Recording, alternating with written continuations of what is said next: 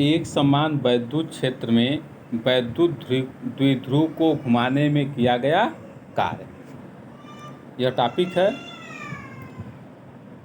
वैद्युत क्षेत्र capital E में वैद्युत द्विध्रुव को साम्य स्थित मतलब वैद्युत द्विध्रुव का कोण जो होगा 0 पर होगा। साम्य स्थित से थीटा कोण घुमाने पर वैद्युत द्विध्रुव पर लगने वाला प्रत्यानयन बलयुग्म का आघूर्ण टाउ इक्वल टू होता है PE sine theta. Tau equal to PE sine theta. अब द्विध्रुव के विक्षेप थीटा को अत्यंत सूक्ष्म मान डी थीटा से बढ़ाया जाए तो प्रत्यानयन बलयुग्म के विरुद्ध किया गया कार्य D W equal to tau D theta. अब जो है टाउ का मान है पीई, तो हो जाएगा PE sine theta d theta. अतः कुल कोणीय विस्थापन थीटा के लिए तो थीटा इक्वल टू 0 से थीटा इक्वल टू थीटा तक कुल कार्य W equal to integral of 0 से theta PE sine theta d theta equal to P को बाहर निकाल देंगे, इंटीग्रल ऑफ 0 से theta sine theta d theta. अब साइन थीटा डी थीटा का इंटीग्रल होता है माइनस कास थीटा, तो equal to PE minus cos theta 0 से थीटा तक equal to PE cos theta हो जाएगा थीटा से 0 तक। थीटा को देखो नीचे कर दिए और 0 को ऊपर कर दिए तो माइनस के साथ प्लस हो जाएगा। तो W equal to PE cos theta minus cos 0, तो W equal to PE 1 minus cos theta. यह हो गया समीकरण नंबर 1। अब पहला स्टेप, क्षेत्र की दिशा से थीटा कोण घुमाने पर W equal to PE 1 minus cos 90 degree equal to PE 1 minus 0 cos 90 1 0 हो जाता है, तो इक्वल टू हो जाएगा पीई। सेकेंड नंबर, क्षेत्र की दिशा से 180 डिग्री घुमाने पर तो W equal to PE 1 minus cos 180 degree. Cos 180 degree का मान होता है -1 और 1 हो जाएगा +1, तो W इक्वल टू 2 पीई हो जाएगा। अब अगला टॉपिक है वैद्युत द्विध्रुव की स्थितिज ऊर्जा। तो जो पढ़े होंगे, जो स्थितिज ऊर्जा होती है वह हमेशा कार्य के बराबर होती है। चित्र में देखो दो आवेश लिया गया है, एक माइनस क्यू है एक प्लस क्यू है। दोनों आवेश परिमाण में बराबर हैं लेकिन चिन्ह में क्या है, विपरीत है, मतलब एक पॉजिटिव है दूसरा निगेटिव है। दोनों आवेशों के बीच की दूरी है 2l। अब ये पूरा समझना क्या कहलाएगा, डाइपोल कहलाएगा। चित्र में देख लो, अब अनंत से वैद्युत क्षेत्र के भीतर लाने में आवेश माइनस क्यू को आवेश प्लस क्यू के सापेक्ष 2l दूरी अधिक तय करनी पड़ेगी। जैसे जो प्लस क्यू आवेश है इसको कहाँ पर रखते हैं, अनंत पर रखते हैं। तो जब अनंत से लाएंगे वैद्युत क्षेत्र के भीतर और माइनस क्यू आवेश को भी अनंत से लाएंगे वैद्युत क्षेत्र के भीतर, तो माइनस क्यू आवेश को प्लस क्यू आवेश की तुलना में 2l दूरी अतिरिक्त चलना पड़ेगा। अतः वैद्युत द्विध्रुव को अनंत से वैद्युत क्षेत्र के भीतर लाने में क्षेत्र द्वारा किया गया नेट कार्य इक्वल टू माइनस क्यू पर बल इंटू चली गई अतिरिक्त दूरी।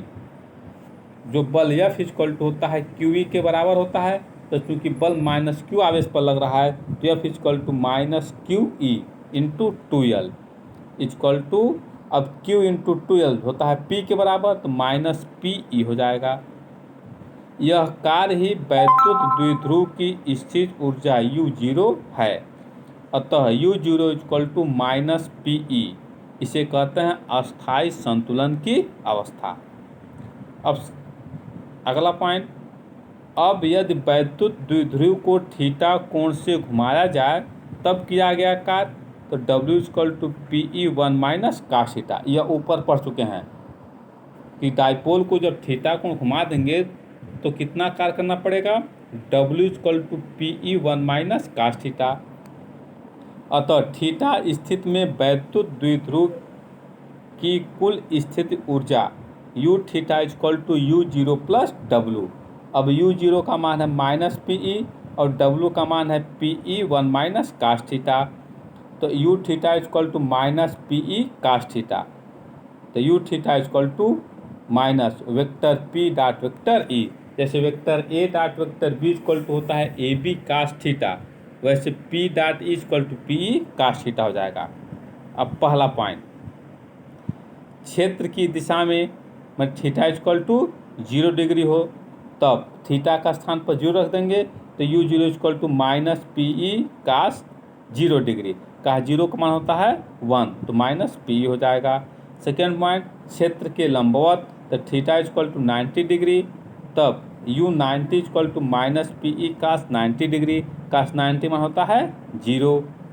Third point, theta equal to 180 degree घुमाने पर तो u180 equal to minus P cos 180 degree, cos 180 का होता है -1 तो माइनस माइनस प्लस हो जाएगा तो u180 इक्वल टू पी हो जाएगा।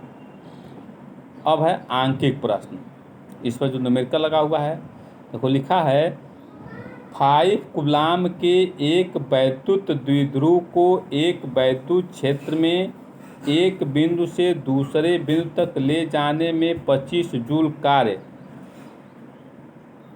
व्यय करनी पड़ती है। यदि पहले बिंदु का विभव 10 वोल्ट हो तो दूसरे बिंदु का विभव कितना होगा। सॉल्यूशन देखो इसका, मान लो दो बिंदु ले लिए, एक बिंदु ए है और एक बिंदु बी है। तो ए पर जो विभव है वी इक्वल टू 10 वोल्ट है और दूसरे पर जो विभव है वी बी इक्वल टू ज्ञात करना है। तो डेल्टा वी इक्वल टू होता है डब्ल्यू अपान क्यू, यह फार्मूला है। तो V A minus V B equal to W upon Q, तो V B minus 10 equal to 25/50 equal to 5, तो V B equal to 5 plus 10 equal to 15 volt. यह answer हो गया। अगला क्वेश्चन है +40 माइक्रो कूलाम के दो आवेश परस्पर 0.4 मीटर की दूरी पर स्थित हैं। इसके मध्य बिंदु पर विभव की गणना कीजिए। माध्य परावैद्युतांक 2 है, माध्यम का परावैद्युतांक 2 है। अब इसका सॉल्यूशन देखो, यह फिगर में देखो, दो बिंदु है, एक पर आवेश है +40 माइक्रो कूलाम और दूसरे पर भी आवेश है +40 माइक्रो कूलाम।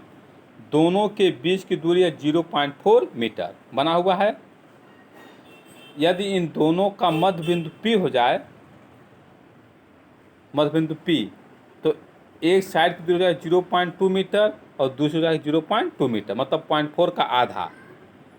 दोनों आवेशों के मध्य बिंदु P पर वैद्युत विभव Vp equal to V1 plus V2, क्योंकि जो विभव होता है वह अदिश राशि होती है, तो परिणामी ज्ञात करने के लिए दोनों को क्या करते हैं, जोड़ देते हैं चिन्ह के सहित। तो V equal to V1, Vp equal to V1 plus V2, तो Vp equal to 1/4πε0 K Q upon R plus Q upon R। तो Vp equal to 1/4πε0 K 2Q upon R equal to, अब 1/4πε0 का मान होता है 9 × 10⁹ अपान K का मान दिया है 2 × 2 × 40 × 10⁶ अपान 0.2।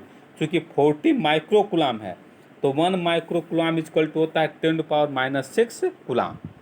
तो Vp equal to 18 × 10⁵ equal to 1.8 × 10⁶ volt. फिर अगला क्वेश्चन है 8 × 10⁻⁻2 मीटर त्रिज्या वाले एक खोखले गोलाकार चालक पर 1.2 × 10⁻⁹ कूलाम आवेश स्थित है। निम्न बिंदुओं पर वैद्युत विभव की गणना कीजिए। पहला है गोले के केंद्र से 2 मीटर की दूरी पर, सेकेंड है खोखले गोले की सतह पर, थर्ड है गोले के अंदर। पहला पॉइंट, खोखले गोले के केंद्र से r दूरी पर वैद्युत विभव का फार्मूला होता है v = 1/4πε0 Q/r। तो 9 × 10⁻9 × 1.2 × 10⁻⁹/2 = 9 × 0.625 वोल्ट। सेकंड है, गोले की सतह पर वैद्युत विभव v = 1/4πε0 Q/r। यह जो फार्मूला है यह गाउस थ्योरम वाले चैप्टर में है, पिछले चैप्टर का फार्मूला है यह, = 9 × 10⁻9 × 1.2 × 10⁻⁹/8 × 10⁻²। सॉल्व करेंगे तो v = 2.7/2 × 10⁻², = 135 वोल्ट हो जाएगा।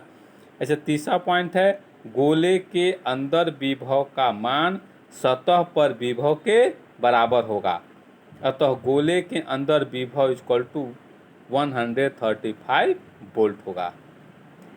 ऐसे ही अगला भी क्वेश्चन है, तो सब फिगर बना करके क्वेश्चन लिखाया गया है, ये सब क्वेश्चन लगा लेना और जो क्वेश्चन समझ में नहीं जाएगा उसको पूछ लेना। बुक में और भी बहुत सारे क्वेश्चन दिए हुए हैं, वो सब क्वेश्चन लगा लेना, नहीं जाएगा तो पूछना इसको।